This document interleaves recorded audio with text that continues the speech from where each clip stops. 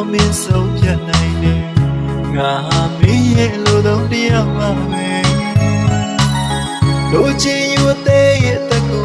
မင်းသဘောတိုင်းအသုံးပြုနိုင်တယ်ငါလိုအညတရချစ်ပဲပေးနိုင်တာငါနဲ့ဝေးမှပြောပါစေချစ်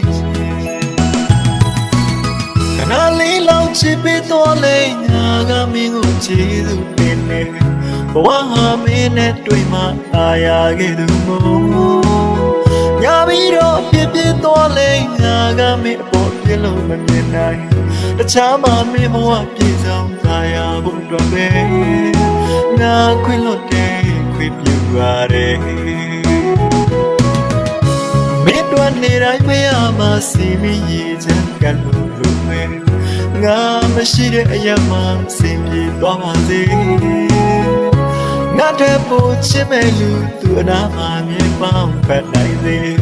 တောင်းဆိုငါပြုပေးနေမယ်